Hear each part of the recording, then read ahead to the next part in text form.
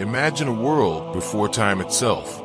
No stars, no sky, only darkness. From that silence came chaos, and from chaos, the first gods were born: earth, sky, night, and the endless abyss. These weren't just stories. They were maps of meaning. For the ancient Greeks, myths explained everything: love, war, storms, even death itself. Every god had a face. Every fear had a name. Every hope a story. Zeus ruled with thunder. Hera burned with jealousy.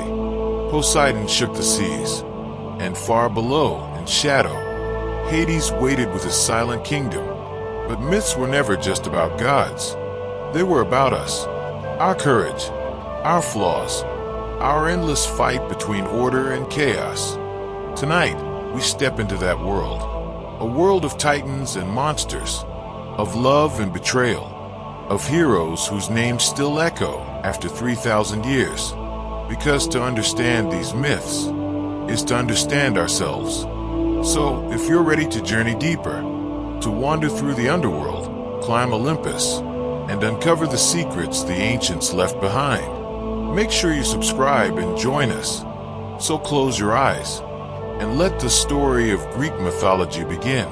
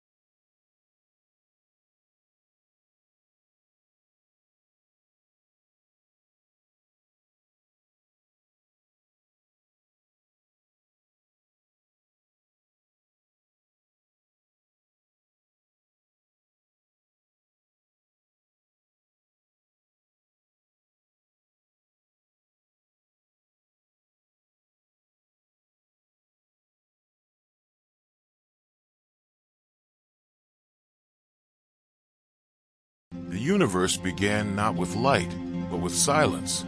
Not with creation, but with emptiness. There was only chaos, a vast, formless void. A nothingness without shape or boundary. No sky above. No earth below. No stars, no sea, no breath of life. Only darkness. Only silence. And yet, within this endless void stirred the seeds of existence. From chaos emerged the first powers of being. They were not gods as mortals would later know them, but primordial forces, ancient, raw, untamed. First came Gaia, the earth. She stretched wide and firm, a mother without form who would soon take shape. From her body rose the mountains, the rivers, the fertile plains. She was the foundation, the ground upon which all else would stand. Then came Uranus, the sky, a vast dome of stars and air, stretching endlessly above Gaia. He was both her counterpart and her lover, pressing close upon her, covering her in a canopy of shining light. Together, Gaia and Uranus formed the first union, earth and sky, mother and father forever entwined. But chaos gave birth to others too. From its depths came Nyx, the goddess of night, cloaked in shadow, her hair black as eternity. With her walked Erebus, the darkness of the underworld, filling every hidden corner where light could not reach. And deeper still, from the very pit of chaos, came Tartarus, a place, a god, a prison of endless abyss. He would be the pit beneath the world, a chasm of suffering where even gods would one day fear to tread. These were the first powers: earth, sky, night, darkness, and the pit. Together, they laid the foundation of the cosmos. Gaia, the ever-fertile, longed for life to cover her body, and so she bore children with Uranus. First came the Titans, beings of immense strength and grandeur. They were not yet gods of Olympus, but older, vast as mountains, radiant as the sun. There were 12 in all, each embodying a force of nature, each destined to shape the cosmos. Among them was Oceanus, the endless river that circled the earth; Hyperion, the titan of light; Themis, who embodied divine law; Mnemosyne, the keeper of memory; and Cronus, the youngest and most cunning of them all. But Gaia's womb birthed more than the Titans. She brought forth the Cyclopes, one-eyed giants of incredible craft. They could shape fire and forge thunder. Their gaze was terrifying, their strength beyond measure. Then came the Centimanes, monstrous beings with 100 hands and 50 heads, beings of chaos and destruction. They were so fearsome that Uranus looked upon them with dread. Uranus, though vast and shining, was filled with fear. He looked upon his children, the Cyclopes and the Centimanes, and saw danger. Their power unsettled him. Their forms disgusted him. And so, in cruelty, Uranus took these children and cast them into the depths of Tartarus, chaining them in the abyss.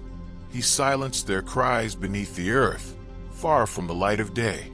Gaia wept. She felt the weight of their suffering in her very bones. Her womb ached with rage, for she loved all her children, even the monstrous ones. And in her grief, she turned her heart to vengeance. She went to her Titan sons and daughters and spoke, "Your father has wronged me.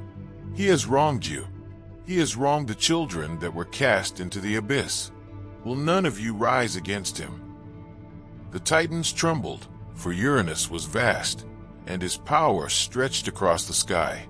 None dared raise their hand.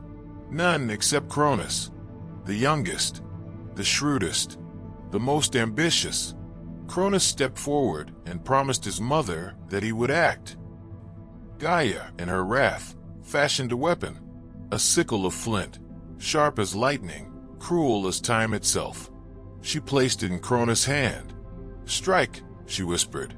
"Free your brothers, free your sisters, and bring down your father." And so Cronus prepared.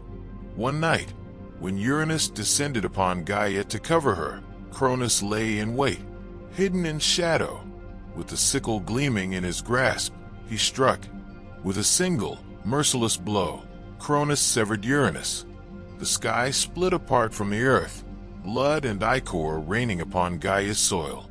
Uranus cried out in agony, his voice echoing across eternity. From his blood, dripping upon the earth, strange new beings were born.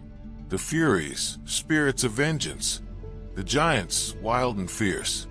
And from the sea foam that rose where his severed flesh fell into the waters, came Aphrodite, goddess of love and beauty. The cosmos had changed forever. With Uranus overthrown, Cronus freed his Titan brothers and sisters. They became the rulers of the world, the new masters of the cosmos. Cronus himself sat upon the throne. He wielded the sickle that had felled his father, a symbol of both power and betrayal. By his side stood his sister wife, Rhea, the gentle Titaness of motherhood. The Golden Age began, a time of peace, when the Titans ruled and mortals had not yet been born. The earth was fertile. The rivers flowed freely. There was no war, no famine, no toil. Men lived like gods, though they were yet unshaped. But peace was fragile, for just as Uranus had feared his children, so too would Cronus, for it was whispered in prophecy. One day, Cronus' own child would overthrow him, and so the cycle of betrayal, of blood and vengeance began again. From chaos to Gaia, from Gaia to Uranus, from Uranus to the Titans. Each generation rose, each generation fell, and beneath it all lay the same truth, that creation was born not in harmony, but in conflict, that every birth carried within it the seed of rebellion. The cosmos itself seemed to demand it, and so the stage was set for the wars of gods and men, for the rise of Olympians, for the birth of heroes. But it began here, in the silence of chaos, in the blood of Uranus, in the hand of Cronus, clutching his mother's sickle. The universe had awakened, and it would never know peace. The cosmos was still young.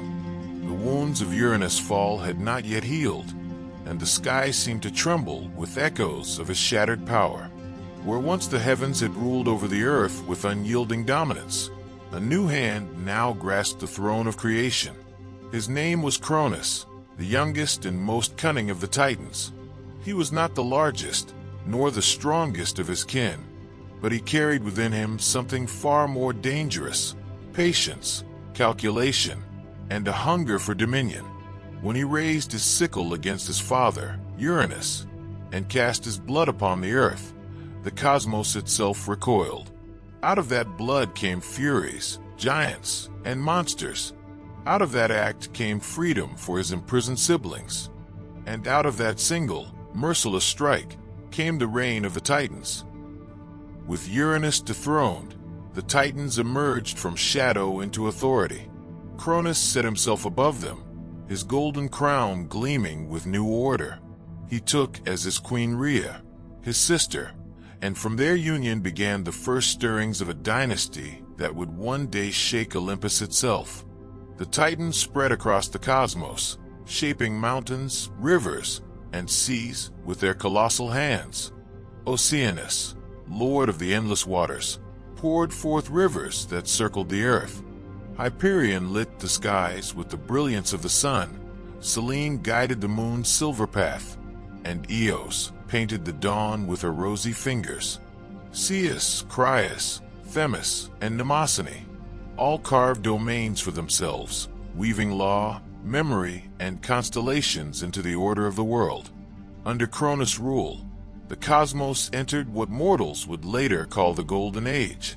It was an age before toil, before sorrow, before the weight of mortality bent the backs of humankind. The earth yielded food without plow or seed. Rivers gave drink without effort. No man knew hunger. No woman knew pain in childbirth. And the passage of time was gentle, like a river that never broke its banks. And at the center of this harmony sat Cronus, watching, calculating, enjoying the silence of his supremacy. Yet even in his triumph, whispers followed him, for from the lips of his fallen father, Uranus, had come a curse, a prophecy of vengeance. When Cronus struck Uranus down, the sky god had not gone quietly. As he bled into the earth, he hissed his last words with venom. "You too will fall, my son. One day, as you betrayed me, so shall your own child rise against you. The cycle cannot be broken." These words clung to Cronus' heart like chains. He had freed his siblings, yes. He had carved his place upon the throne. But prophecy is a shadow that no king can outrun. Every victory tasted of ash, for each step forward brought him closer to the fate his father had spoken. Cronus was not ignorant. He had seen the truth of succession. Had he not, himself, overthrown Uranus? Was it not betrayal that raised him to power? He understood, better than anyone, that power is never truly owned. It is only borrowed, waiting for the moment it will be snatched away. And so, beneath the Golden Age, a quiet dread began to grow. For mortals and for gods alike, the Golden Age seemed eternal. The seasons drifted gently, without extremes. There was no need for plows or ships or weapons, for the earth and sea gave all freely. Even the passage of time was soft, for Cronus himself, god of time, reigned in measured cycles. But beneath this harmony, Cronus' paranoia deepened. Each glance at Rhea's swelling womb filled him not with joy but with fear. Each child she bore seemed less like a gift and more like a threat. His throne, though mighty, felt unstable, as though the ground itself shifted beneath him. The Titans noticed this unease. They whispered in their palaces. Oceanus spoke of it to Tethys, Hyperion to Thea, but none dared confront Cronus, for in his hand he still carried the sickle that had severed the sky. They remembered the screams of Uranus, and none wished to share his fate. And so, Cronus wore a mask of calm. He presided over feasts, welcomed offerings, and allowed his brothers and sisters to shape the cosmos. To mortals, he was a golden king. To gods, a ruler of order. But in his heart, he was already sharpening the edges of his paranoia. Cronus' reign had begun with blood, and blood has a way of demanding more. Each night he dreamt of his father's voice, mocking him from the heavens. Each dawn he wondered which of his children would be the dagger at his back. Rhea, his queen, did not yet know the depth of his fear. She looked upon him with trust, with the devotion of one who believed in his vision of harmony. She bore him children in hope of continuing their dynasty, of filling the halls of the Titans with laughter and strength. But Cronus, behind his golden eyes, saw only danger in each infant's cry. The prophecy was a wound that never healed, and in that wound, paranoia began to fester. The cosmos does not forget.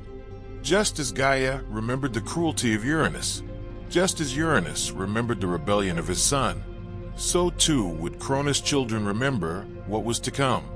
The cycle of betrayal was not yet complete. It had only begun again. For a moment, the world basked in calm. Mortals tilled no soil, for none was needed. Gods quarreled little, for all was provided. Time flowed gently, for Cronus held its reins. But like the stillness before a storm, the silence of the Golden Age was deceptive. For soon, the prophecy would demand its price.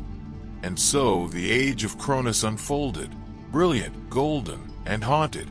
He was the king who had torn the sky from the earth, who had gifted the world a fleeting peace, and who ruled with both majesty and unease. But prophecy is patient as time itself. Cronus may have believed himself master of destiny, yet already, in the hidden chambers of fate, a story was being woven, one in which his children would rise against him, just as he had risen against Uranus.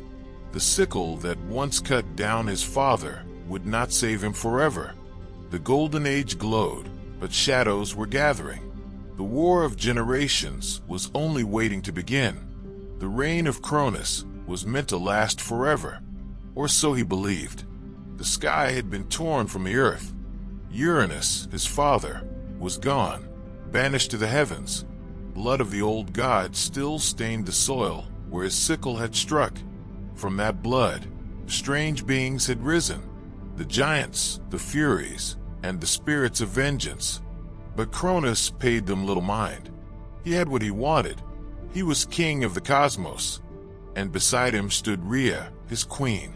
The titans bowed to him. The seas obeyed him. The stars burned at his command. The golden age had begun, but beneath the silence of the sky, a shadow stirred. The fates, those ancient weavers of destiny, never stayed quiet for long. From their loom they saw what even gods could not escape. They whispered of a truth older than Cronus, older than Uranus, older even than chaos itself. A prophecy. It came in a voice that rolled like thunder and hissed like wind through dead branches. As Cronus rose by overthrowing the father, so shall he too fall by the hand of his own child. The word struck Cronus like a spear. He had seen what he had done to Uranus. He knew what it meant. The wheel of fate turns, and even gods cannot stop it. From that moment, his reign was no longer golden. It was poisoned.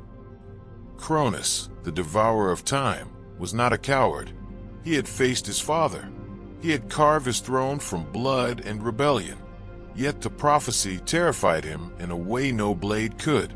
He looked upon his children not with love, but with dread. One by one, Rhea bore him children. Hestia, Demeter, Hera, Hades, Poseidon. Beautiful, divine, radiant children, meant to inherit the cosmos, meant to carry his legacy. But in their faces, he saw only his downfall. And so, Cronus chose to destroy his own blood. The day each child was born, Cronus came to Rhea's side, his hands trembling not with affection but with fear. He lifted the infant, gazed into its soft, innocent face, and swallowed it whole. Hestia, gone. Demeter, gone. Hera, gone. Hades, gone. Poseidon, gone. Each life extinguished in an instant. The sound of their cries echoed for only a moment before fading into the abyss of his stomach. The Titan King thought himself clever. With every child consumed, he grew heavier, but his throne lighter. The prophecy could not come true if no child lived. His rule was safe, but in his hunger to defy fate, he became a monster. Rhea wept. She, the mother of gods, watched her children vanish into the jaws of their father. Her womb gave life, only for it to be devoured. Her arms grew heavy with emptiness. What was a queen without her children? What was a mother without her family? She begged Cronus. She pleaded with him. But Cronus only reminded her, "Would you rather they lived to destroy me? Would you see prophecy fulfilled?" Rhea's heart turned to stone. Her grief became rage, and in that rage, she began to plot. When her sixth child came, Rhea could bear it no longer. She fled in secret, far from the throne of Cronus, far from his shadow.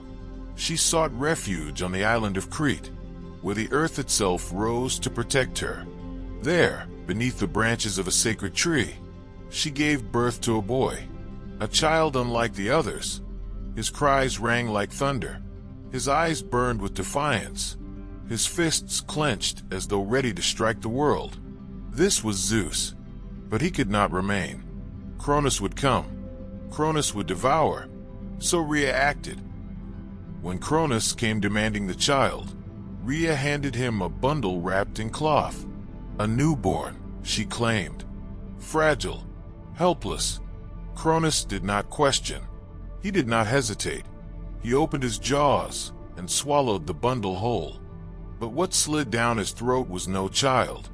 It was a stone, a heavy, cold rock wrapped in swaddling bands.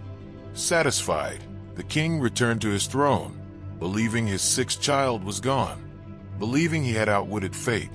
But far away, in the caves of Crete, the real child slept, hidden, protected. Gaia, the eternal Earth Mother, sheltered the boy. Nymphs nursed him.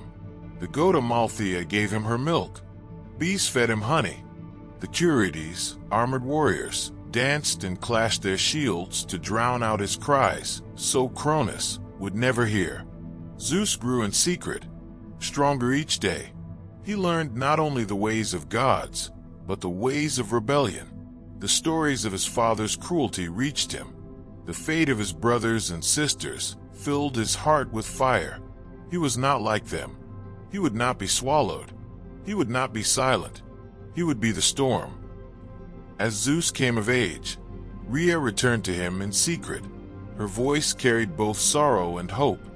"My son," she whispered, "you are the one the fates foretold. Your father's hunger has stolen your kin. His reign is a curse upon the cosmos. You must be the one to end it." Zeus listened. His fists tightened. His jaw hardened. He knew the time had come. But to defeat Cronus, he would need more than strength. He would need cunning. He would need allies. And most of all, he would need to free his brothers and sisters. It was Métis, the goddess of wisdom, who gave Zeus the key. A potion. A poison sweet as honey, bitter as ash. It would force Cronus to disgorge what he had swallowed. Armed with this, Zeus returned to his father's court. He stood before Cronus, not as a son, but as a servant. Disguised, silent, patient. He poured the cup. Cronus drank. And then it began. Cronus convulsed. His body shook. His throat opened. From his mouth came not words, not curses, but gods. First Hestia, then Demeter, then Hera, then Hades, then Poseidon. One by one, the swallowed children burst free, fully grown, divine, blazing with fury. They gasped their first breath of freedom. They looked to Zeus, their youngest brother, their liberator, and they swore their loyalty to him. For the first time, the children of Cronus stood united, and Cronus, the devourer of time, knew the prophecy had already begun. The throne of the Titans trembled. The air burned with coming war. Cronus had tried to silence fate. He had tried to devour destiny. But destiny cannot be swallowed. From the caves of Crete had risen the child who would break him. From the depths of his own stomach had risen the gods who would dethrone him. The cosmos held its breath. The Titanomachy was near, and when it came, it would shake heaven, earth, and the depths of Tartarus itself. The world trembled. For 10 years, the universe stood divided. On one side, the Titans, the children of Uranus and Gaia, ancient rulers of the cosmos. Cronus their leader, the old gods who had once torn their father from the sky. Their pride unbroken, their strength still colossal. On the other side, the Olympians, children of Cronus, children who had once been swallowed whole, then freed by the cunning hand of destiny. At their head stood Zeus, young, unyielding, bearing the lightning in his grip. This was no ordinary war. This was the Titanomachy, the war for the soul of creation. It was fought not in fields nor seas, but across every corner of existence. Mountains shook loose from their roots. Oceans rose to drown the heavens. The sky cracked under the weight of thunder. Cronus raised his sickle, the same blade with which he had cut down his father. With each swing, rivers of fire burst from the earth. His voice was thunder, his rage eternal. Beside him stood Hyperion, Lord of Light, whose eyes burned with the sun's fury. Ceus, the axis of heaven, whose mind was sharp and calculating. Iapetus, whose spear could split stone. And Atlas, vast in size, shoulders broad enough to bear the heavens themselves. But the Olympians were no less fierce. Zeus unleashed storms that shattered peaks. Poseidon called forth waves that swallowed armies. Hades summoned shadows from the underworld, and the dead answered his call. The war was not fought by gods alone. Giants, monsters, and divine beings joined the clash. The sky itself became a battlefield. Stars trembled as though they might fall. Gaia, the earth, groaned beneath the weight of her children's war. She who had birthed both Titans and Olympians could no longer bear the bloodshed. Forests burned, seas boiled, mountains split open to reveal rivers of molten stone. Her cries shook the underworld, reaching even Tartarus. And from Tartarus, something stirred. The Cyclopes, ancient smiths, imprisoned by Cronus long ago. Their one-eyed gaze burned with hatred for the Titans who had chained them. Zeus freed them, and in gratitude, they forged gifts that would tilt the war. To Zeus, they gave the thunderbolt, lightning harnessed, raw power caged in his hand. To Poseidon, the trident, a weapon that could shatter the seas and stir storms beyond imagining. To Hades, the helm of invisibility, to walk unseen, striking from shadows. These weapons were more than gifts. They were symbols of a new age, the age of the Olympians. The war dragged on, a decade of endless battle. The earth scarred, the skies darkened, neither side yielding. The Titans fought with the strength of mountains. Their blows were earthquakes. Their roars were storms. Atlas carried legions upon his back, striking down gods with his hands alone. Hyperion's fire scorched the heavens. Oceanus, though reluctant, churned the seas into chaos. But the Olympians grew stronger with every battle, for youth was on their side. They were born of prophecy, born to replace the old. Zeus stood at their heart, his thunderbolt flashing brighter with each strike. On the 10th year, the balance shifted. The Cenomanes, the hundred-handed ones, joined the Olympians. Once imprisoned by Uranus, then Cronus, they too had tasted the cruelty of the Titans. Each had 50 heads and 100 arms, hurling boulders as though they were pebbles, striking with a storm of fists. The earth shook with every step they took. Their arrival was the beginning of the end. The battlefield was Mount Othrys, the fortress of the Titans. The air hung heavy with ash, the skies torn apart by storm. Cronus stood at the gates, sickle in hand. His eyes burned with the fury of a king who knew his throne was slipping. The Titans gathered around him, the last of their strength summoned for one final stand. The Olympians descended like a storm.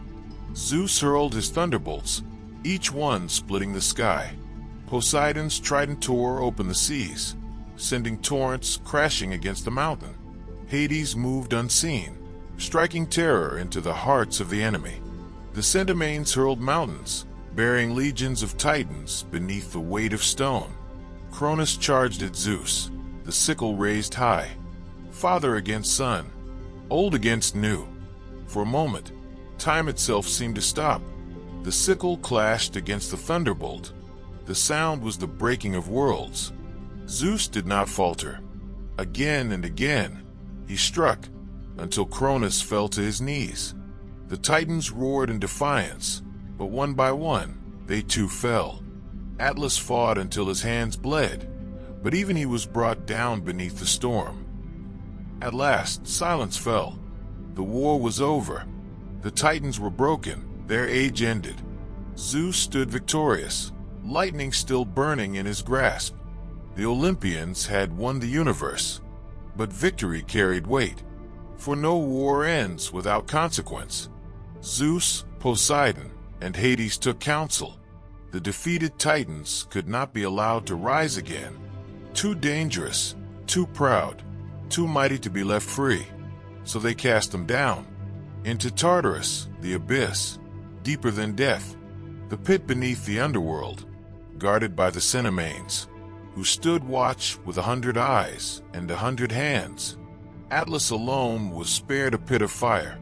Instead, he was given a burden eternal, to hold up the sky, separating heaven and earth, never to rest, never to be free. The Titanomachy was finished. A new order had begun. With the Titans gone, the three brothers divided the world. Zeus claimed the heavens, the skies, and the throne of Olympus. Poseidon took the seas, the vast and restless waters. Hades took the underworld, the realm of the dead. Together they ruled, but it was Zeus whose voice carried above all.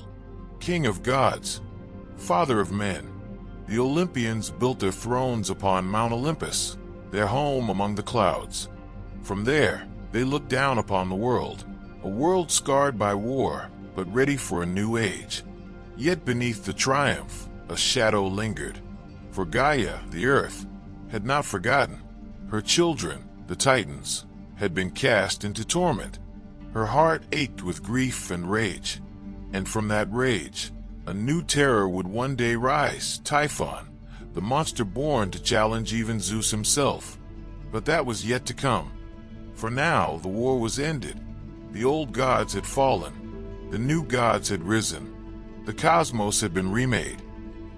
Thus ended the Titanomachy, a battle not just of strength, but of destiny, a war that scarred the heavens and shaped the earth.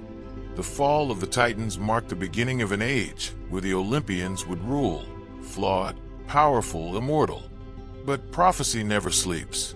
The cycle of rise and fall never ends. And even as Zeus sat upon his throne, crowned with victory, the seeds of future wars were already sown. The world was silent after the storm. The clash of titans had torn the heavens apart, shaken the seas, and cracked the bones of the earth itself. For 10 long years, the cosmos had been nothing but fire, stone, and fury. And then, suddenly, there was quiet. Cronus and his brothers lay defeated. The chains of destiny, forged in the depths of Tartarus, bound them. The earth trembled as the gates of that abyss yawned wide, and one by one the Titans were hurled into eternal darkness. Their cries echoed across the void, but no hand came to save them. The reign of the Titans had ended, and from the ashes of that ruin, a new order rose. He stood at the edge of the battlefield, his chest heaving, lightning still dancing across his hands. His brothers and sisters gathered behind him, their eyes fixed on the future that was now theirs. The prophecy had been fulfilled. The son of Cronus had overthrown the tyrant. The universe, once strangled by fear, was free. But freedom was only the beginning. Now came the question that had haunted gods and mortals alike since time began.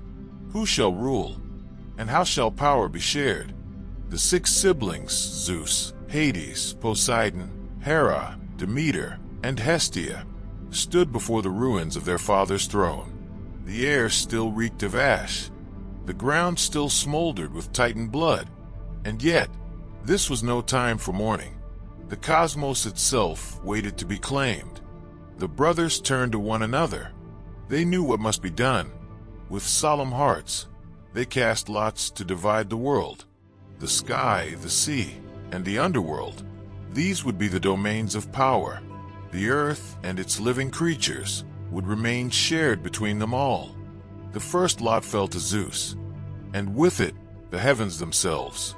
He would command the skies, the thunder, and the storms. He would sit upon the throne of Olympus, king of gods and men alike. The second fell to Poseidon.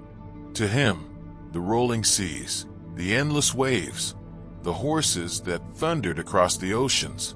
The trident was placed in his hand, and the salt spray of eternity kissed his brow. The third fell to Hades. To him, the silent kingdom of the dead. No crown of gold, no throne of light, only shadows, eternal and cold. Yet in the depths of the underworld, he would rule with an iron will. The unseen one, the keeper of souls. And so the 3 brothers took their realms. The sisters too claimed their roles. Hera as queen beside Zeus, Demeter as the mother of harvest, Hestia as the keeper of hearth and home. The age of Titans was over. The age of Olympians had begun. High above the earth, upon the jagged peak of Olympus, the new gods built their throne. It was no crude fortress of stone and iron, no prison of fear like Cronus had wrought. It was a palace of light, crowned with shining marble, its halls echoing with song and feasts. From Olympus, the gods looked down upon the world below, the mountains, the seas, the rivers, the forests, and they felt the weight of destiny. This was their charge. This was their inheritance. But with power came pride, and with pride came danger. The Olympians swore oaths of loyalty, promising to stand united against any threat that would rise. Yet already, shadows lingered at the edges of their hearts. Already, the seeds of jealousy, vengeance, and ambition began to stir. For though the Titans were fallen, the universe itself was not at peace. Far below, in the depths of the earth, Gaia stirred. She had watched her children, the Titans, fall into chains. She had watched her grandson Zeus take the throne of heaven, and though she had once birthed him with love, her heart was now bitter. The Earth Mother whispered to the abyss. She called to forces older than gods, older than Titans, older even than chaos itself. From the caverns of night, new monsters began to rise, giants of unspeakable strength, serpents with 100 heads, horrors born of fury and revenge. For Gaia would not forgive so easily. The Olympians, though victorious, would soon find their greatest trials yet to come. And yet, for a moment, peace reigned. Zeus sat upon his throne at Olympus, his lightning bolt resting at his side. Hera crowned him with glory. The muses sang songs of triumph, and the hours of day and night turned their dance around him. He was the Thunderer, the King of gods, the Lord of the sky. The cosmos bent to his will, and for the first time since chaos, there was order. But in the stillness, in the quiet after war, one truth remained unspoken.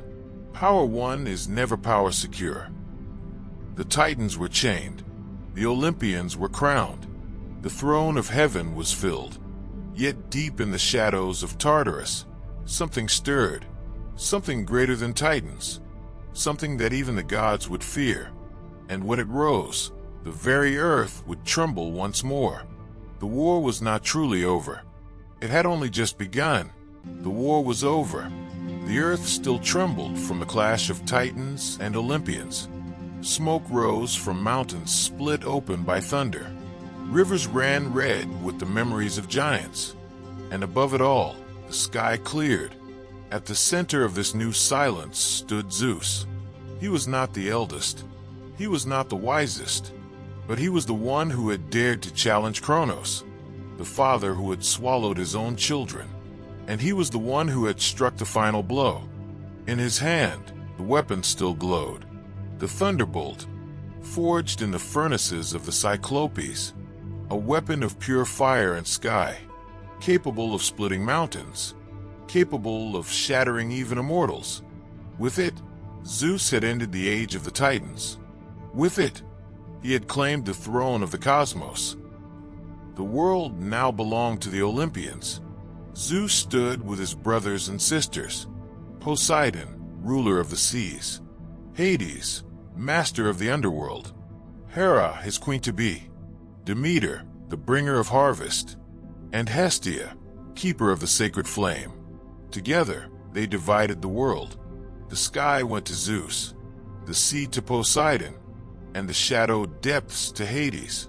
The earth itself, the ground all mortals walked upon, was left as common ground, a place where all gods would cross paths. Yet even as Zeus was crowned king, whispers followed him, for he was not a gentle ruler. He was fierce, proud, and unpredictable. The thunderbolt was not only a gift, it was a warning. Every strike reminded gods and mortals alike, who ruled the skies. But Zeus was more than a weapon. He was cunning, charming, and restless. He loved power, but he also loved life. He sought order, but he also sought pleasure. And from this tension, justice and tyranny, loyalty and betrayal, the myths of the Olympians would be born. As the first days of his reign passed, Zeus built a court upon the peak of Olympus. White marble halls gleamed in the sunlight. Golden thrones lined the chamber. From this mountain above the clouds, the gods looked down upon the world. Mortals prayed. Winds carried their voices upward, and Zeus listened, sometimes with kindness, sometimes with wrath. He had freed the world from the Titans, but in doing so, he had made himself a new kind of tyrant. The age of the Olympians had begun, and already the seeds of conflict were being sown. For power never rests easily, not even in the hands of a god. The throne of Olympus was not complete without a queen. And so, beside Zeus, rose Hera. She was not the soft figure of mortal tales. She was regal, radiant, and terrible in her dignity. Her eyes shone with the light of storm clouds. Her voice carried the weight of command. Hera was more than a wife to the king of gods. She was the embodiment of power shared, the order that balanced Zeus's thunder. The myths say she was reluctant at first. Zeus, cunning and persistent, pursued her with all his force. He disguised himself in many forms, tricking her, coaxing her, until at last she consented to be his bride. The wedding shook the heavens. All of nature rejoiced. The air was filled with blossoms, the earth with song, and even the stars seemed to dance. From that day, Hera was crowned queen. Her throne stood beside Zeus's, gleaming with ivory and gold. But Hera's role was more than ceremonial. She was the guardian of marriage, the protector of women, the goddess who upheld loyalty, oaths, and vows. And it was this very devotion to marriage that would become her curse. For Zeus, restless and unfaithful, rarely honored the vows he himself had sworn. His eyes wandered across heaven and earth. His loves became many. His children multiplied. And Hera, bound by duty and pride, burned with jealousy. Her wrath was legendary. She could not strike Zeus directly. His thunderbolt was too great, but she struck at those he loved, the mortal women who caught his gaze, the children born of his unions. Her vengeance was cold, her cunning sharper than any blade, and so the stories of the Olympians are filled with her shadow, the queen who punished rivals, the mother who defended her throne. Yet Hera was not only wrath, she was also justice. She was the goddess who upheld dignity in a world ruled by desire and force. To mortals, she was both feared and worshipped. They prayed to her for blessings in marriage, for protection in childbirth, for the strength to endure the burdens of life. She answered not always with kindness, but always with power. Beside Zeus she stood, equal in presence, though not always in harmony. Their marriage was a storm, thunder and lightning, cloud and rain. And from that storm came the balance of Olympus. Zeus with his might, Hera with her resolve, king and queen, bound in love, in rivalry, in eternity. The mountain of the gods had found its rulers, but beneath their thrones, fate whispered of trials yet to come. If Zeus ruled the sky, then the sea belonged to his brother, Poseidon, mighty and restless. His beard flowed like sea foam. His eyes burned with the deep green of the ocean, and in his hand he carried the trident, a weapon that shook the waters of the world. When the Titans were cast down, the three brothers drew lots for their realms. Zeus claimed the heavens, Hades took the shadowed underworld, and Poseidon won the endless sea. It was no lesser prize, for the seas stretched wider than the land, and every coast, every port, owed its life to Poseidon's moods. He was the earth-shaker, the storm-bringer. At his will, waves could rise higher than mountains. At his anger, the ground itself could tremble. Yet he was not only fury, he was also the giver of calm seas, the protector of sailors, the god who granted safe passage to those who prayed with sincerity. Fishermen left offerings on the shore. Captains poured wine into the surf. Kings carved temples along the cliffs. all to honor Poseidon's restless power. For without him, no voyage could begin, and without him, no voyage would end. But Poseidon's nature was never still. Like the sea, he was changeable, gentle one moment, violent the next. He could nurture life with his waters. He could drown it with his floods. And his passions, like his brother Zeus's, were many and fierce. From goddesses, from nymphs, from mortal women, he fathered countless children, some noble, some monstrous, all carrying the blood of the sea. Among them were heroes like Theseus, and creatures of terror, like the Cyclops and the horse-headed giants. Poseidon's heart was proud. He often quarreled with Zeus, challenging his authority. At times, he even defied Olympus itself. Once, he joined Hera and Athena in a rebellion against the king of gods. But Zeus's thunder proved too strong, and Poseidon, though powerful, was forced back to his waves. Still, he never bowed his head fully, for the sea could never be chained. To the Greeks, Poseidon was a god to be feared, as much as he was adored. A single prayer neglected, a single temple dishonored, and his wrath could shatter fleets. But a sacrifice offered, a hymn sung upon the waves, and he could guide ships safely home. Poseidon was the sea itself, vast, untamed, eternal. His voice was the crash of waves on stone. His breath was the salt wind.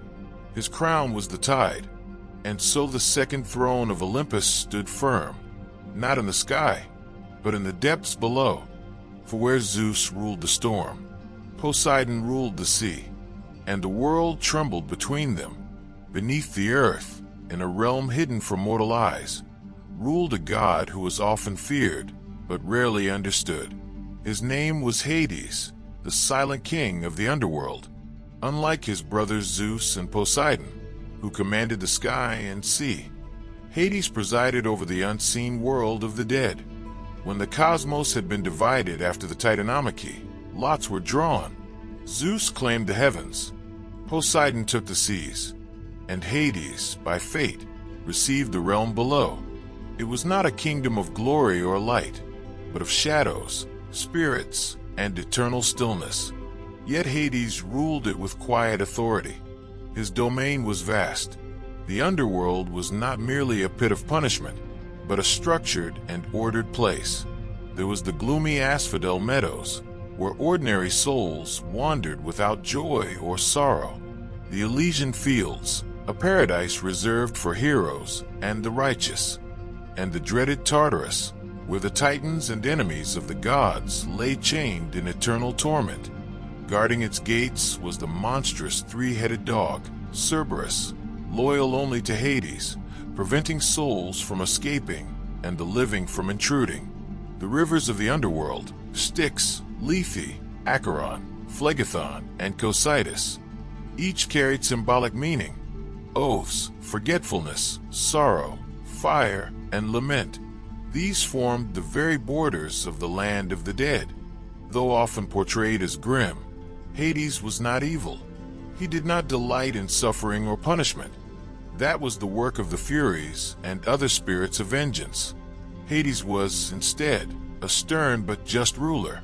He ensured the balance between life and death, guarding his realm with unwavering patience. Unlike Zeus, he rarely meddled in mortal affairs. Unlike Poseidon, he seldom raged with tempests. His power was quiet, constant, and unshakable. Yet, Hades' story is not without passion. His most famous tale is his abduction of Persephone, daughter of Demeter. In one moment, his solitude shifted. The god who lived in shadows reached for love. This act bound him forever to the goddess of spring, and from their union came the eternal cycle of the seasons. When Persephone dwelled with Hades, the earth grew barren. When she returned above, flowers bloomed once more. For mortals, Hades became a figure of awe. They feared to speak his name, often calling him Platon, the giver of wealth, since the riches of the earth, precious metals and fertile soil, came from beneath the ground he ruled. Though dark, his kingdom was also the source of life's treasures. In the grand family of Olympians, Hades stood apart. He rarely visited Olympus, preferring the silence of his realm, but his presence was essential. Without him, the balance of the cosmos would collapse. Life and death, harvest and decay, beginnings and endings, all depended on his eternal watch. Hades was not a god of cruelty, but of inevitability. In his shadowed halls, every soul, king or peasant, hero or coward, met the same fate. For in the end, all roads led to his kingdom, and he, the quiet ruler, waited at the very heart of Olympus. Away from thunderbolts, storms, and wars, burned a quiet flame. This flame belonged to Hestia, the goddess of the hearth.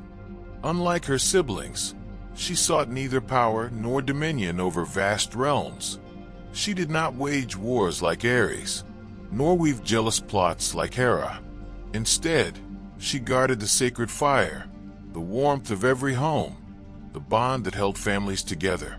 In temples and in humble cottages alike, Greeks honored her with the first and last offering at every meal. For without the hearth, life itself was cold, scattered, and broken. Hestia was the silent strength of Olympus, the unseen glue that bound mortals and gods alike. Beyond the hearth, life also depended on the harvest. This was the realm of Demeter, goddess of the earth's fertility. With her hands, fields grew green, grain ripened, and orchards swelled with fruit. Mortals prayed to her at every planting season, for a failed harvest meant famine, and famine meant death. Yet Demeter's story was not without grief. Her daughter, Persephone, would one day be taken by Hades, creating one of the most poignant myths in Greek tradition, the cycle of seasons itself. But for now, Demeter stood as one of the great Olympians, embodying the eternal link between divine power and mortal survival. Together, these gods and goddesses formed a vast and tangled family tree. Zeus, the king of the gods, ruled with thunder in his hand. Hera, as queen, stood beside him, proud and vengeful. Poseidon, lord of the seas, commanded waves and storms. Hades, silent ruler of the underworld, watched from below. Demeter, the nurturer, sustained the mortal world. Hestia, the keeper of the hearth, maintained harmony. And from Zeus's many unions, with goddesses, nymphs, and mortals alike, would come a host of children: Athena, Apollo, Artemis, Hermes, Dionysus, and more. Each child, a spark of power, each destined to carve their own legend.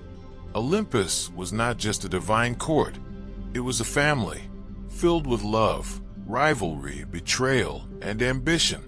A family whose quarrels would shape the fate of both gods and mortals. Thus, the age of the Olympians settled into place. The thunderbolt, the sea, the underworld, the harvest, the hearth, each power balanced against the other. But beneath this balance simmered tension. The jealousies of Hera, the passions of Zeus, the inevitable conflicts that would arise as children were born, heroes were raised, and mortals dared to defy the gods. The Olympians had claimed their thrones, but their age was only beginning. It began with a pain, a sharp, splitting ache that tore through the skull of Zeus, king of the gods. The heavens trembled as he pressed his hands against his brow. No storm could match the thunder in his head. The other gods watched uncertain. Even mighty Zeus seemed shaken. Some whispered that the weight of his rule had finally cracked him. Others feared some darker curse at work. But the truth was stranger.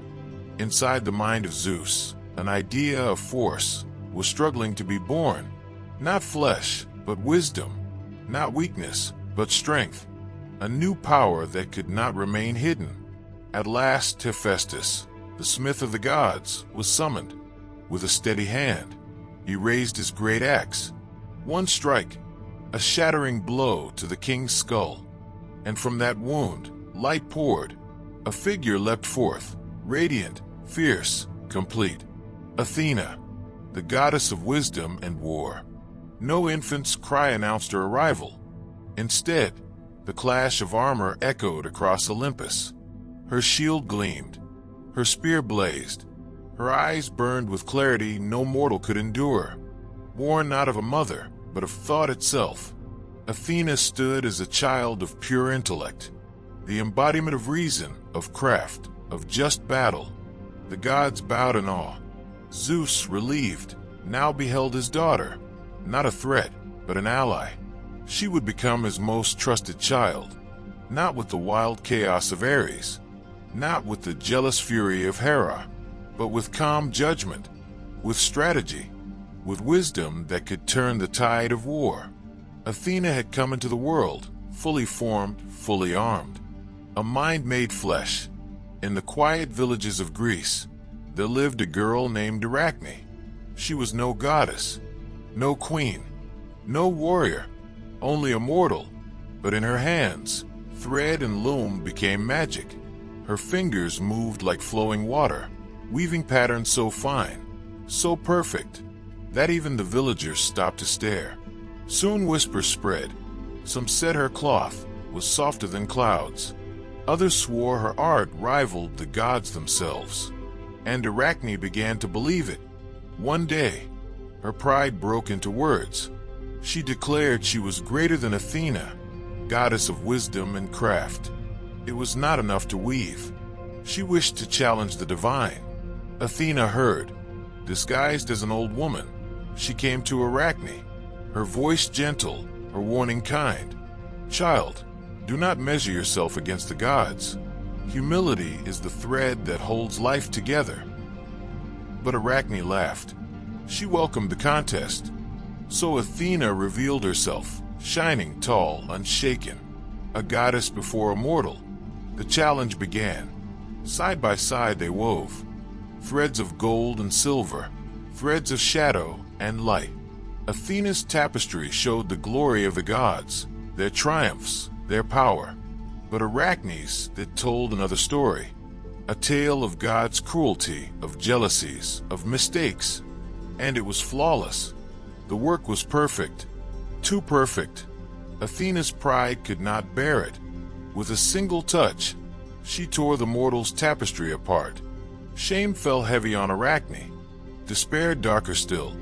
She tied a rope to end her life. Yet Athena did not let her fall into death. Instead, she changed her. Arachne shrank. Her fingers lengthened. Her body bent. The first spider, doomed to weave forever. Long before the days of men, the sea was restless. Its waves rose and fell, carrying the echoes of ancient battles. From that endless water, beauty itself was born. The story begins with the Titan Cronus, son of the sky and earth. He struck down his father, Uranus, with a sickle of stone. From that act of violence, drops fell into the sea, and from the foam of those waters, something wondrous began to take shape. The foam shimmered. It glowed. It gathered into a form both delicate and radiant, a woman unlike any the world had ever seen. She stepped from the waves, tall and graceful, her hair golden like sunlight on water. Her eyes held the calm of the sea and the mystery of the night sky. The winds carried her gently, guiding her to the shore. The gods looked upon her and knew she was unlike any other. They named her Aphrodite, the goddess of love, beauty, and desire. Where she walked, flowers bloomed. Where she smiled, hearts stirred. Her presence softened anger, yet also ignited passion, a power both tender and dangerous. Some say the Ori, the goddesses of the seasons, clothed her in fine garments. Others say she needed no adornment, for her very being was perfection. From that moment, the world was changed, for love had taken form, and beauty had found a face. Aphrodite rose from the sea, eternal and unyielding, destined to weave joy and sorrow alike into the hearts of gods and mortals. High upon Olympus, a quarrel began. It was at a wedding feast, where all the gods had gathered, all except one. Eris, the goddess of discord, had not been invited. Angered, she cast a golden apple among them. Upon it were written simple words, "To the fairest." At once, 3 goddesses claimed it. Hera, queen of the gods, proud and regal. Athena, wise and warlike, calm yet unyielding. And Aphrodite, radiant in beauty, her smile both gentle and dangerous. No god dared decide between them, so the choice was given to a mortal, Paris, prince of Troy, a shepherd watching his flocks upon Mount Ida. The goddesses stood before him. One by one, they made their offers. Hera promised him kingdoms, power without end, and rule over all men. Athena offered wisdom and victory, glory in battle, and the honor of the wise. Aphrodite spoke last. Her voice was soft, like waves against the shore. She promised him love, the love of the most beautiful woman in the world. Paris listened. He hesitated, and at last he chose. He placed the golden apple in the hand of Aphrodite. From that simple act, a chain of fate was set in motion. For the woman she promised him was Helen of Sparta, wife of a king. Her love would lead to war. 1,000 ships would sail, and Troy would burn. But for now, the meadow was quiet. The shepherd had chosen beauty over wisdom, desire over power, and the gods watched in silence, knowing what would come. High upon Olympus, among the shining halls of the gods, there was one who did not quite belong. Hephaestus, the god of fire, of metal, of the hammer and forge. His story was not like the others, where Athena had sprung from Zeus's head in brilliance, and Aphrodite had risen from the sea in beauty. Hephaestus was born into rejection. In one tale, Hera gave birth to him alone, without Zeus. She wanted to prove she could create life by herself, but when she saw the child, his legs twisted, his body unlike the others, she cast him from Olympus. The infant fell for a day and a night, until he landed in the sea. There, he was rescued by the sea goddesses, Thetis and Eurynomy. They carried him into their hidden grotto beneath the waves, and in the quiet of the ocean's depths, the child who had been thrown away began to shape wonders. With fire, with hammer, with anvil, Hephaestus grew into a master craftsman. He forged golden thrones, chains that no one could break, jewels that shone with impossible light. And when the gods beheld his work, they could not deny his skill. But his heart still carried the wound of rejection. Even when he returned to Olympus, even when he was welcomed for his talent, he was never quite free of the memory that he had been unwanted. Some stories say he sought revenge. He built a golden throne for Hera, his mother. When she sat upon it, she became trapped, bound by unseen chains. None could release her, not even mighty Zeus. Only Hephaestus himself held the key.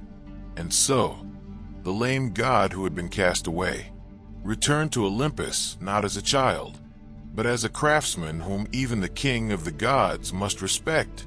His forge became the heart of divine power, the armor of Achilles, the scepter of Zeus, the weapons of heroes. All were shaped by his hand. Yet Hephaestus remained a god of contradiction, banished, yet needed, wounded, yet strong, twisted in body, yet brilliant in mind. For the Greeks, he was a reminder that from pain could come creation, that even the unwanted could forge beauty, and that fire itself, so dangerous, so destructive, could also be the source of light, warmth, and life. As the smoke of his forge rose into the heavens, it carried with it a truth whispered through myth, that greatness is not always born from perfection. Sometimes it is shaped in fire, hammered in struggle, and lifted from the ashes of rejection. Among the Olympians, none moved as quickly or thought as sharply as Hermes. From the moment of his birth, he was not like other gods. He was restless, curious, mischievous, always looking for a game, a joke, or an opportunity. The legends say that within hours of being born, the infant Hermes slipped from his cradle and wandered into the world. His eyes sparkled with mischief, and his mind was already busy with tricks. That very night, he stole the cattle of his brother Apollo, covering their tracks by making them walk backward so no one could follow the trail. When Apollo discovered the theft, his anger burned hot. But when he confronted the child, Hermes laughed, charmed him with words, and even played music on the lyre he had crafted from a tortoise shell. The song was so beautiful that Apollo's fury dissolved. Instead of punishment, he gave Hermes a place of honor. It was the first of many times Hermes would turn trouble into triumph. Hermes grew into the messenger of the gods, swift-footed and clever. He wore winged sandals, a winged hat, and carried the caduceus, a staff entwined with serpents that became a symbol of peace and negotiation. Unlike the other gods, Hermes moved freely between worlds. He could climb the heights of Olympus, roam the earth among mortals, and even descend into the underworld as a guide for lost souls. Because of this, people called him the guide of travelers and the guardian of boundaries, the god who could move through every realm. But Hermes was never only serious. He was a trickster, a spirit of wit and cunning.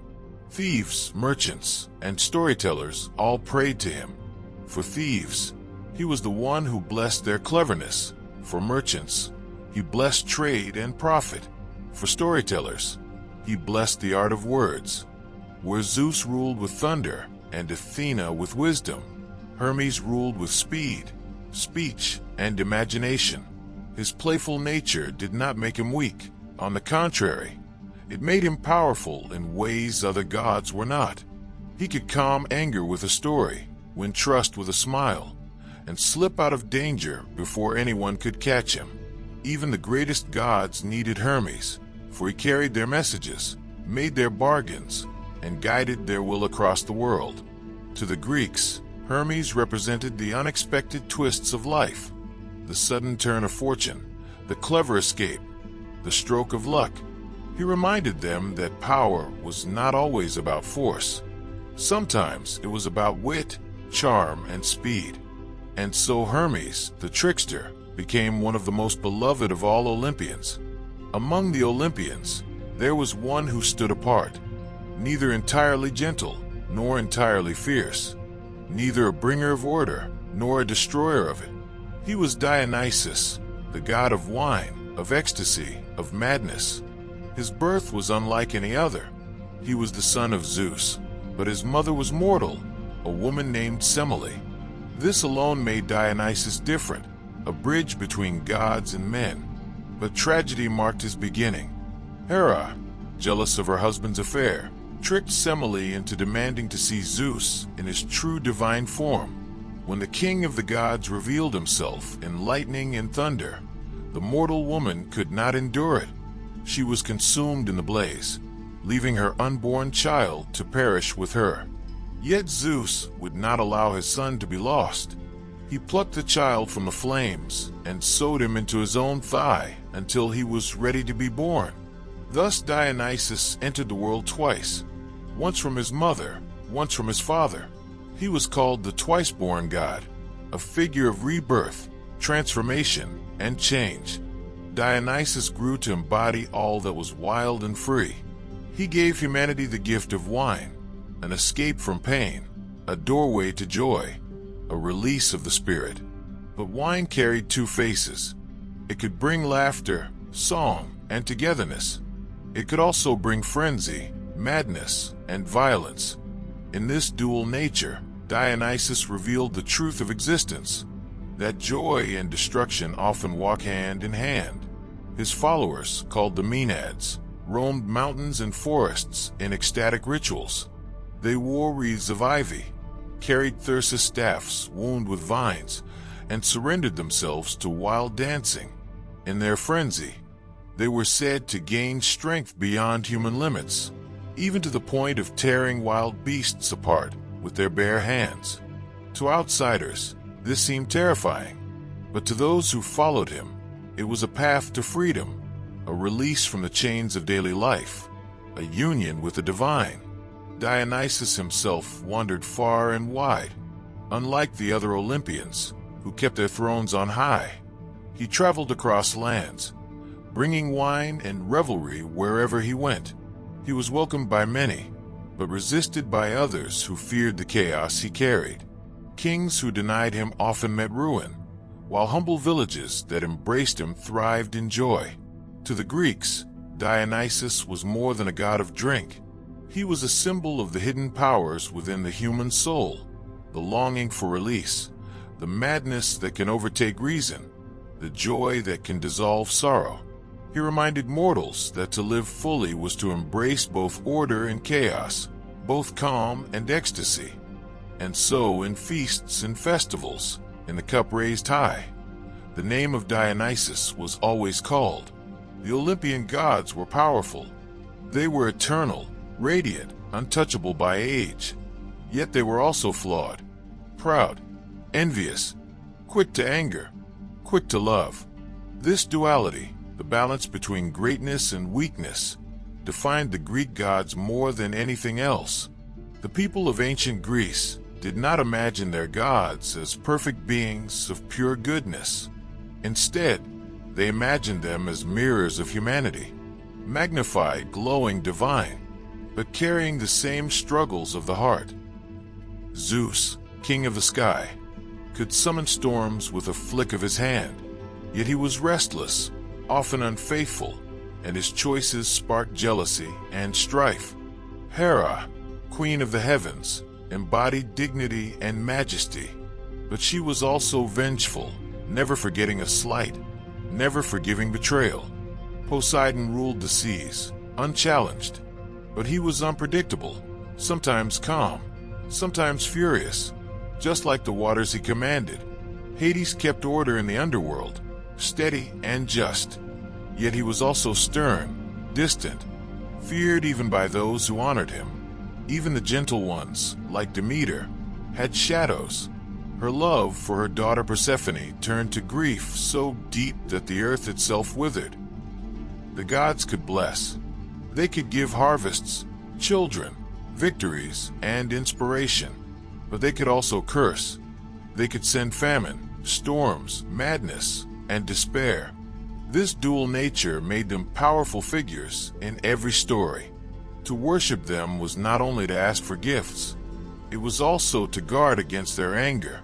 The Greeks learned to live with this truth, that power and imperfection walk side by side, that beauty can give birth to vanity, that wisdom can become pride, that joy can slip into madness. And perhaps this is why the gods fascinated people for so long, because they were not distant and unreachable. They were close, familiar, reflecting the struggles, flaws, and dreams of those who knelt before their altars. The Greeks looked up at the stars and saw not perfection, but echoes of themselves, shining brighter, louder, larger than life. The Olympians were not meant to be flawless. They were meant to be human, made divine. And with this, the circle of the Olympians stood complete, each god and goddess bearing both light and shadow, blessing and curse, wisdom and folly. Together, they ruled not as saints, but as mirrors of the human soul. Beneath the earth, far from the light of the sun, lies a kingdom of silence. The Greeks called it Hades, a place where all souls must travel, whether kings or beggars, heroes or wanderers. It was not a land of fire, nor a place of endless torment as later imaginations would describe. Instead, it was a realm of shadows, a quiet domain, where the living could not walk without great risk, and where the dead found their final home. At its center ruled Hades, the brother of Zeus and Poseidon.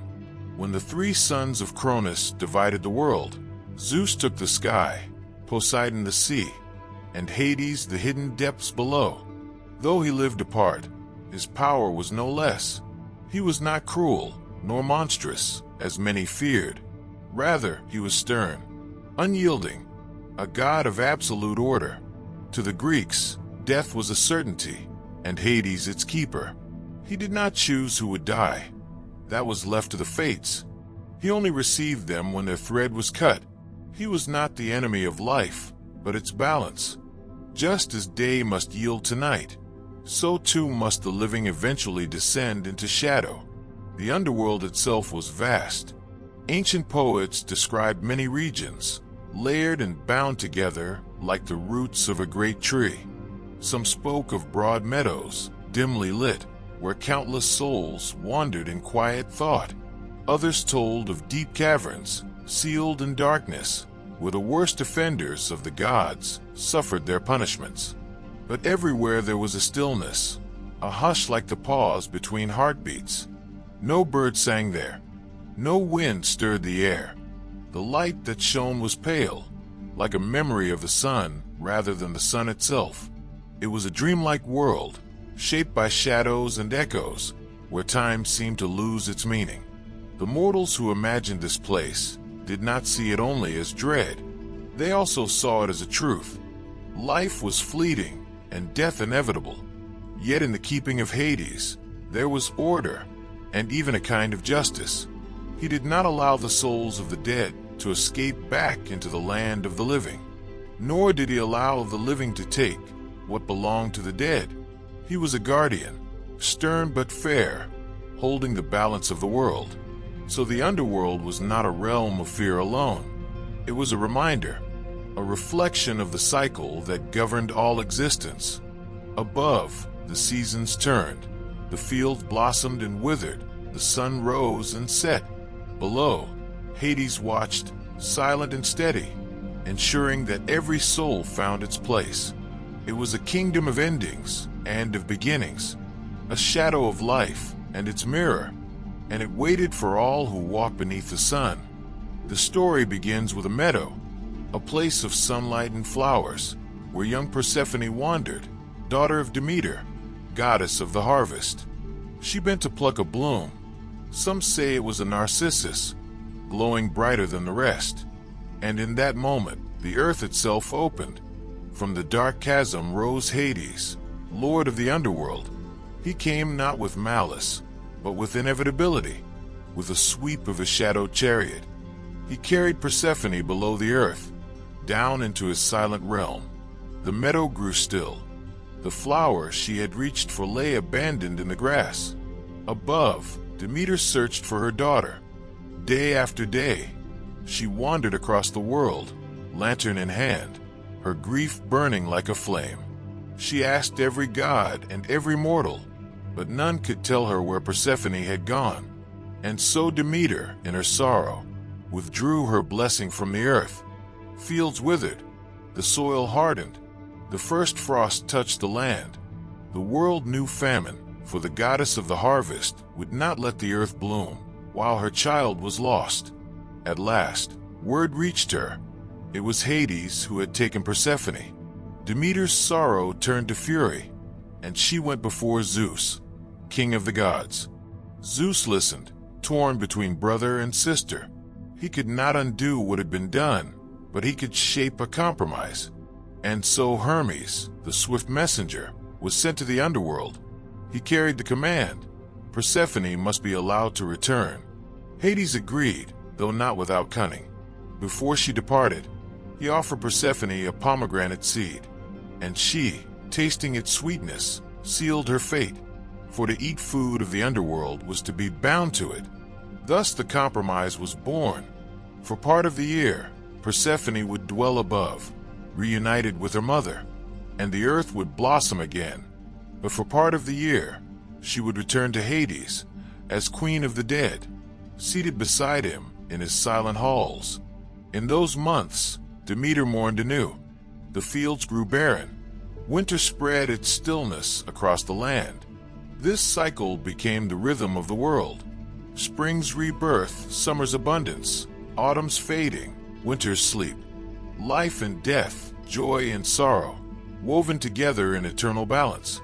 Persephone's story is not only one of loss, but of transformation. She was no longer a child of the meadow. She became a queen, both of life's renewal and of the shadows below.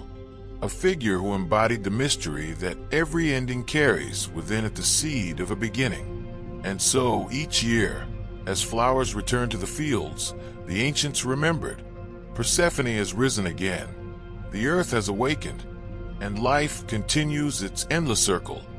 The path of the soul did not begin with judgment.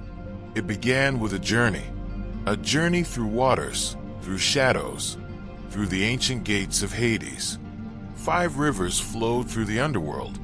They were not like the rivers of the mortal world. These were streams of meaning, currents of memory and sorrow, each one shaping the soul's passage into eternity. The greatest was the river Styx. Its waters were black and unbroken, reflecting no light. Here the gods themselves swore their oaths, for to break an oath sworn upon the Styx was to fall into ruin. The river was unyielding, binding even immortals to truth. For mortals, it was the first barrier, and across its waters waded Charon. Charon was no warrior, no judge, no king. He was a ferryman, a figure cloaked in shadow, his face lined by age, his eyes steady but without warmth. He asked for nothing but his fee, a single coin, placed in the mouth of the dead by the living.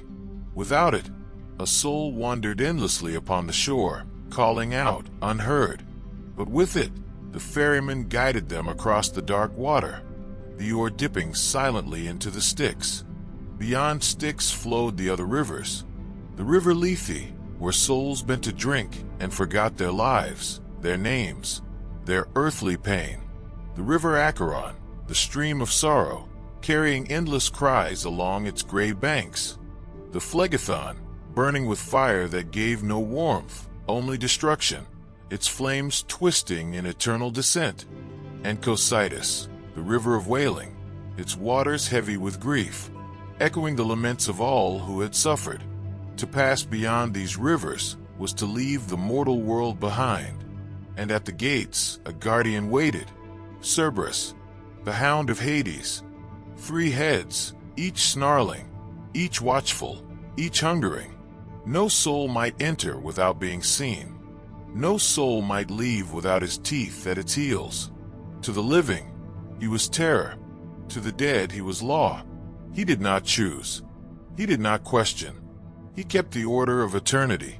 Once the gates had closed, the path narrowed into silence. The soul stood in the true threshold of the underworld.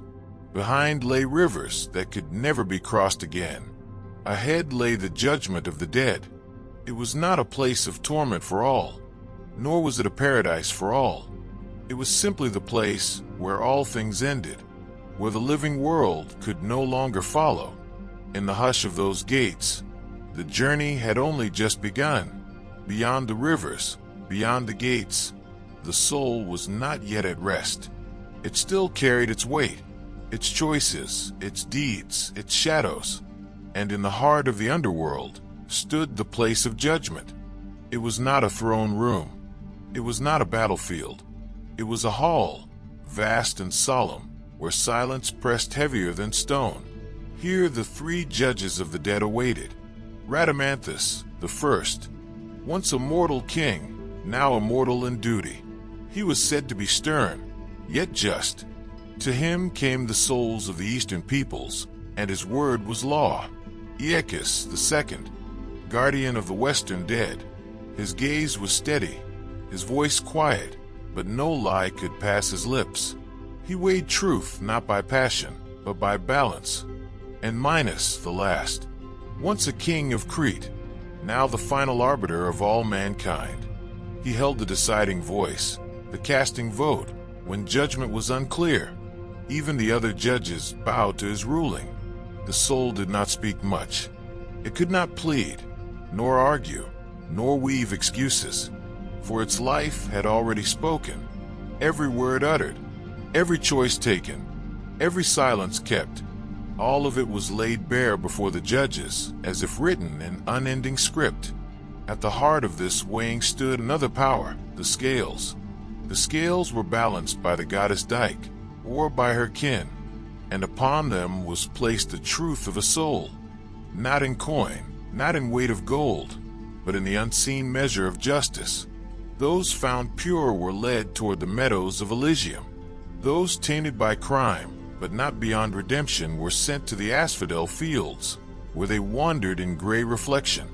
And those heavy with evil, those who had defied both man and God, were dragged to the darker depths, to Tartarus, the pit of shadow and fire. It was not vengeance. It was not cruelty.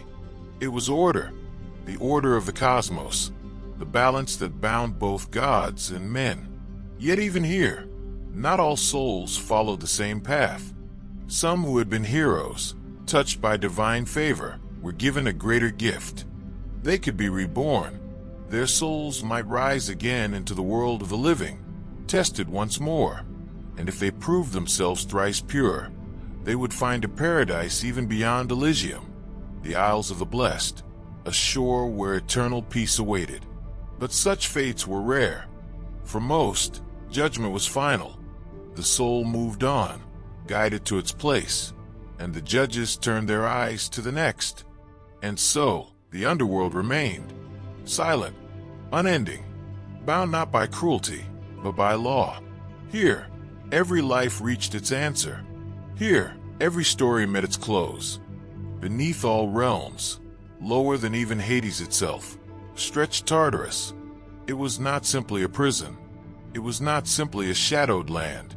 It was a chasm without end, an abyss so deep that, as poets said, if an anvil were dropped from heaven, it would take 9 days and 9 nights to fall before striking its floor. Tartarus was a place older than the gods, older than Zeus, older than Hades, older than even the Titans. It was a void born at the dawn of creation, when chaos first divided into sky, earth, sea, and darkness. And within that darkness, Tartarus remained, a cavern where even hope had no place. Here the enemies of the gods were bound. The Titans, once rulers of the cosmos, lay in chains forged by lightning and sealed by the will of Zeus. Their forms were vast, their cries eternal, but no wall could be broken, no chain undone. Each throb of their voices shook the pit, yet no sound reached the world above. Here also dwelled other monstrous beings. Typhon, the Stormbringer, imprisoned beneath a mountain. The giants who had challenged Olympus, cast down into the dark. Creatures of fire and fury, forever shackled in the depths. Tartarus was guarded by beings no mortal could face. Bronze gates higher than mountains, walls encircled by a river of fire. And at its edge stood the 100-handed ones, monstrous wardens with strength beyond measure. Their task was endless, their watch unbroken. But Tartarus was not only for gods and giants. Mortals, too, might be sent there. Not many, but a few. Those who had committed crimes too great for ordinary punishment. Those who had defied sacred laws. Those who had raised their hands against kin, betrayed divine trust, or mocked the order of the world. Their punishments were not swift. They were not simple. They were lessons carved into eternity. Sisyphus, forever pushing his stone uphill, only for it to roll back down. Ixion, bound to a wheel of fire, spinning through endless sky. Tantalus, reaching for water and fruit that always slipped from his grasp. Each punishment reflected the crime, a mirror of their own choices. Each suffering was endless, teaching through torment what life had failed to teach in time. Yet Tartarus was not ruled by malice. It was not chaos. It was the dark balance, the deepest measure of justice. Where Elysium gave reward, and asphodel gave reflection, Tartarus gave consequence. And so the abyss endured, beneath earth, beneath sea, beneath even Hades' halls. Silent but for the cries of the condemned, vast but never empty, unyielding, eternal. For in the order of the cosmos, even shadows had their place. And in Tartarus, the deepest shadows slept. In the quiet shadows of Greek myth, where gods and mortals meet, there dwell figures born not of beauty, but of terror. Among the most famous are the Gorgons, Three sisters whose presence stirred fear across the ancient world. Their names were Stheno, Euryale, and Medusa. Stheno was said to be fierce and immortal. Euryale was equally enduring, her cries so loud it echoed like thunder. Only Medusa was mortal, and so, among the three, it was she who would one day face her fate. The Gorgons were described as creatures of horror. Their hair was not made of soft curls, but of living snakes, twisting and writhing upon their heads. Their gaze was said to be so powerful that any who looked upon them were turned instantly to stone. In the stillness of Greek imagination, they stood as symbols of danger, of the unknown, of everything that lay beyond the safety of human order. But Medusa's story carries a depth that reaches further than fear. In the oldest versions of myth, she was not born a monster. She was once a woman of striking beauty. Some poets whispered that her hair, long before it became serpents, was her most admired feature. Yet her life took a darker turn. In the temple of Athena, a place meant for purity and worship, she was cursed. Athena, the goddess of wisdom and war, transformed her into a Gorgon. Her beauty became terror. Her flowing hair became venomous snakes. Her gaze, once human, now held the weight of death. In this way, Medusa became something more than a monster. She was a figure of tragedy, a reminder of how swiftly fortune could change in the world of the gods. Her end came through the hero Perseus. Sent upon a quest, he was tasked with bringing back the head of Medusa. To face her directly meant certain death. But Perseus did not go alone. He carried with him gifts from the gods, winged sandals to fly, a curved sword to strike, and most important of all, a polished shield that shone like a mirror. He entered her lair, where stone figures stood all around, remnants of those who had met her eyes. As Medusa slept, her serpents hissing quietly, Perseus turned his shield toward her. He did not look at her directly, but only at her reflection, and with one swift stroke, he severed her head. Even in death, her power did not fade. From her neck sprang Pegasus, the winged horse, and Chrysaor, a warrior of legend. Her head itself became a weapon, carried by Perseus as a shield of stone. The story of Medusa lingers in myth, not just as a tale of horror, but as a symbol.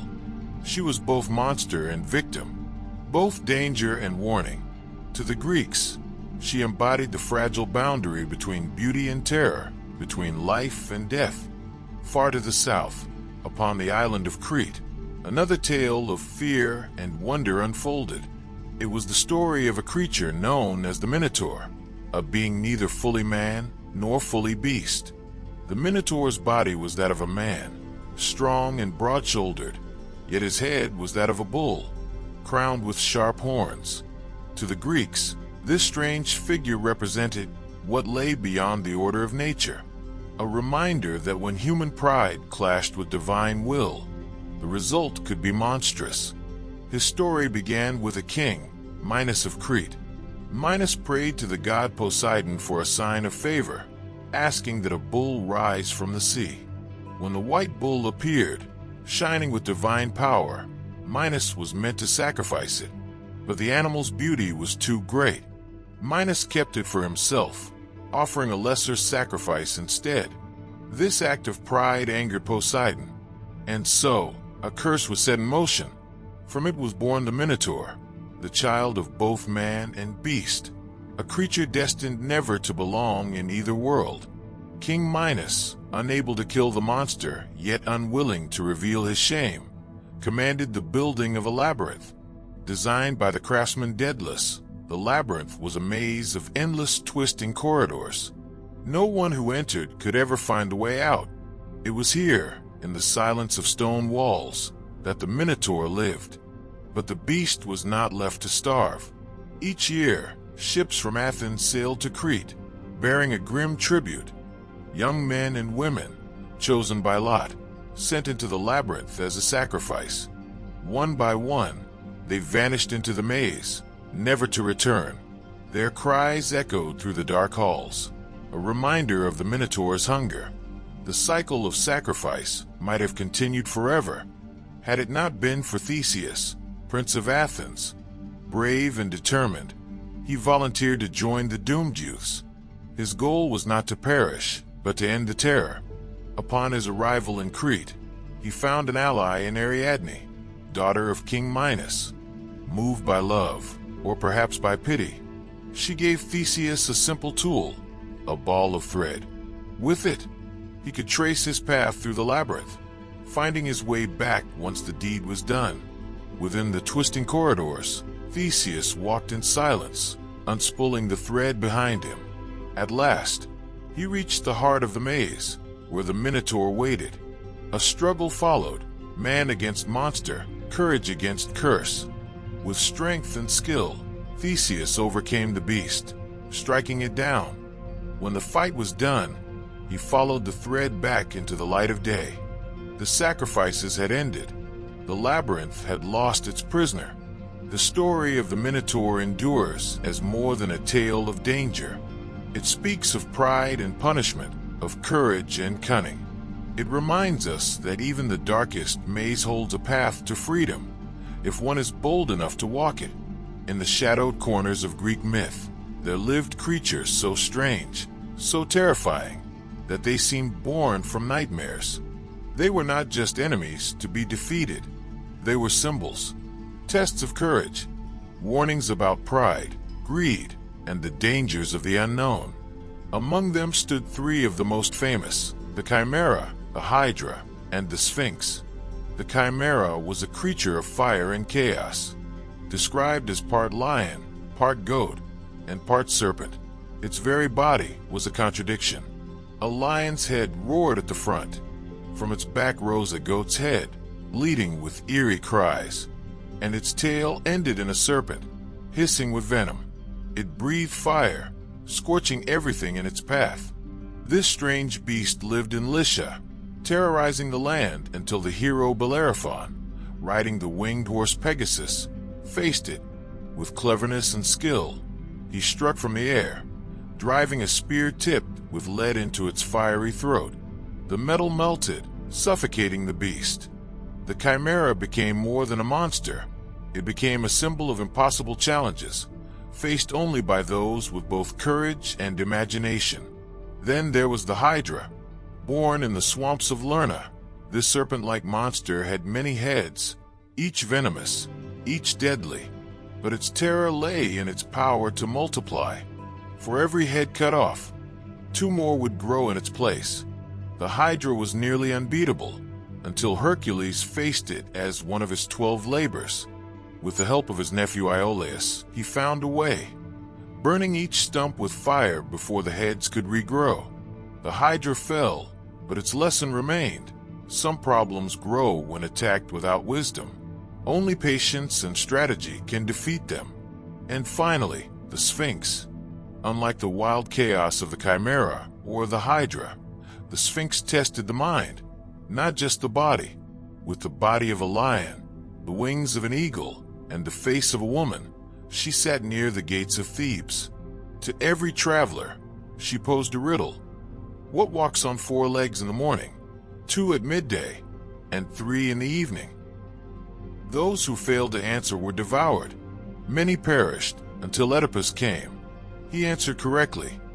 Man who crawls as a child, walks upright in adulthood, and leans on a cane in old age. Defeated, the Sphinx threw herself from her cliff. These 3 creatures, fiery, multiplying, riddling, were not merely beasts. They represented challenges that all humans face. Problems that burn, problems that grow, problems that confuse.